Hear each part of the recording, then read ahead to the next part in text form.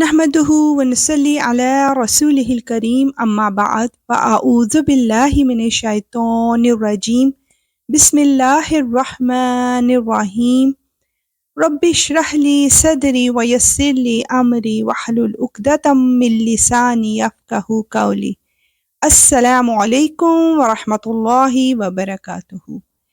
اللہ سبحانہ و تعالی ہم سب کو حکمت عطا فرمائے۔ تو آئیے دیکھتے ہیں کہ آج اللہ سبحانہ و تعالیٰ سے ہماری کیا بات چیت ہوتی ہے۔ سورہ انعام کی آیت 56 to 58 میں نبی پاک صلی اللہ علیہ وآلہ وسلم کے ذریعے مسلمانوں کو ایک بہت بڑا میسج دیا جا رہا ہے۔ اے پیغمبر، ان سے کہو کہ تم اللہ کے سوا جن جھوٹے خداؤں کو پکارتے ہو، مجھے ان کی عبادت کرنے سے منع کیا گیا ہے۔ کہو کہ میں تمہاری خواہشات کے پیچھے نہیں چل سکتا۔ اگر میں ایسا کروں گا تو گمراہ ہوں گا اور میرا شمار ہدایت یافتہ لوگوں میں نہیں ہوگا۔ کہو کہ مجھے اپنے پروردگار کی طرف سے ایک روشن دلیل مل چکی ہے جس پر میں قائم ہوں، اور تم نے اسے جھٹلا دیا ہے۔ جس چیز کے جلدی آنے کا مطالبہ تم کر رہے ہو وہ میرے پاس موجود نہیں ہے۔ حکم اللہ کے سوا کسی کا نہیں چلتا۔ وہ حق بات بیان کر دیتا ہے اور وہی سب سے بہتر فیصلہ کرنے والا ہے۔ بے شک یا رب العالمین۔ کہو کہ جس چیز کی تم جلدی مچا رہے ہو، اگر وہ میرے پاس ہوتی تو میرے اور تمہارے درمیان فیصلہ ہو چکا ہوتا، اور اللہ ظالموں کو خوب جانتا ہے۔ یا اللہ، ہم تیری ہر رہنمائی کا شکر ادا کرتے ہیں۔ تو نے ہمیں کتنے پیار سے یہاں بتا دیا کہ اگر شیطان نما انسان یا اپنا نفس تمہیں شیطانیت پر آمادہ کرے تو تمہارا کیا جواب ہونا چاہیے۔ الحمدللہ۔ آیت 59 میں اللہ سبحانہ و تعالیٰ کے علم کی وسعت کو بیان کیا جا رہا ہے، اور اسی کے پاس غیب کی کنجیاں ہیں جنہیں اس کے سوا کوئی نہیں جانتا، اور خشکی اور سمندر میں جو کچھ ہے وہ اس سے واقف ہے۔ کسی درخت کا کوئی پتا نہیں گرتا جس کا اسے علم نہ ہو، اور زمین کی اندھیریوں میں کوئی دانہ یا کوئی خشک یا تر چیز ایسی نہیں ہے جو ایک کھلی کتاب میں درج نہ ہو۔ اللہ اکبر۔ بے شک یا رب العالمین، مکمل علم صرف تیرے پاس ہے۔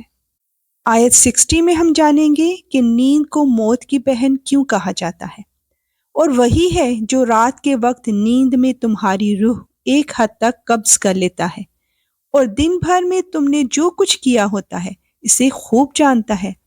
پھر اس نئے دن میں تمہیں زندگی دیتا ہے تاکہ تمہاری عمر کی مقرر مدت پوری ہو جائے۔ پھر اسی کے پاس تم کو لوٹ کر جانا ہے۔ اس وقت وہ تمہیں بتائے گا کہ تم کیا کیا کرتے تھے۔ اللہ اکبر۔ آیت 61 to 62 میں ہم دیکھیں گے کہ انسان پر مکمل اختیار کس کا ہے۔ وہی اپنے بندوں پر مکمل اقتدار رکھتا ہے اور تمہارے لیے نگہبان فرشتے بھیجتا ہے، یہاں تک کہ جب تم میں سے کسی کی موت کا وقت آ جاتا ہے تو ہمارے بھیجے ہوئے فرشتے اس کو پورا پورا وصول کر لیتے ہیں، اور وہ ذرا بھی کوتاہی نہیں کرتے۔ سبحان اللہ۔ پھر ان سب کو اللہ کی طرف لوٹا دیا جاتا ہے جو ان کا مولا برحق ہے۔ یاد رکھو، حکم اسی کا چلتا ہے، اور وہ سب سے زیادہ جلدی حساب لینے والا ہے۔ یا اللہ، وہ دن ہمارے لیے سلامتی والا ہو جس دن ہم تم سے جا ملیں۔ آیت 63 to 64 میں ہم جانیں گے کہ ہر مصیبت و کرب سے بچنے کا کیا طریقہ ہے۔ کہو، خشکی اور سمندر کی تاریکیوں سے اس وقت کون تمہیں نجات دیتا ہے جب تم اسے گڑ گڑا کر اور چپکے چپکے پکارتے ہو، اور یہ کہتے ہو کہ اگر اس نے ہمیں اس مصیبت سے بچا لیا تو ہم ضرور بالضرور شکر گزار بندوں میں شامل ہو جائیں گے۔ کہو، اللہ ہی تمہیں اس مصیبت سے بچاتا ہے اور ہر دوسری تکلیف سے بھی، پھر بھی تم شرک کرتے ہو۔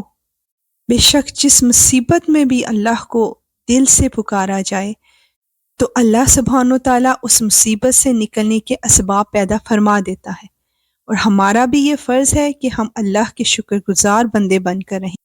آیت 65 to 67 میں اللہ سبحانہ و تعالیٰ کے عذاب کی 3 صورتیں بیان کی گئی ہیں۔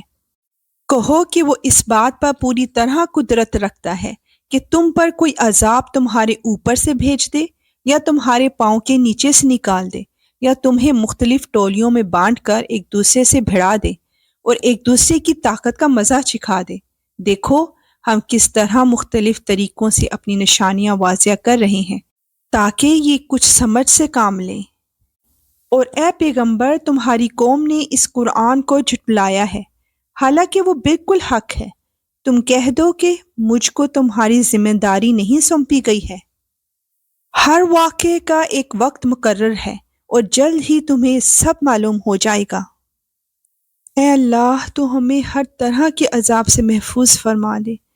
اے اللہ، مانوس کر دے ہماری وحشتوں کو ہماری قبروں میں، اور قرآن کی وجہ سے ہم پر رحم فرما۔ اس کو ہمارے لیے نور، ہدایت و رحمت کا ذریعہ بنا۔ جو ہم بھول جائیں ہمیں یاد کروا دینا، اور وہ کچھ ہمیں سکھا دے جو ہمیں معلوم نہیں۔ دن کی گھڑیوں میں اور رات کی گھڑیوں میں تلاوت کی توفیق عطا فرما، اور اس کو ہمارے لیے دلیل بنا دے۔ آمین یا رب العالمین۔ انشاءاللہ ملیں گے نیکسٹ آیات کے ساتھ۔ وآخر دعوانا ان الحمد للہ رب العالمین۔ سبحانک اللہم وبحمدک، اشہد ان لا الہ الا انت، استغفرک واتوب الیک۔ السلام علیکم ورحمۃ اللہ وبرکاتہ۔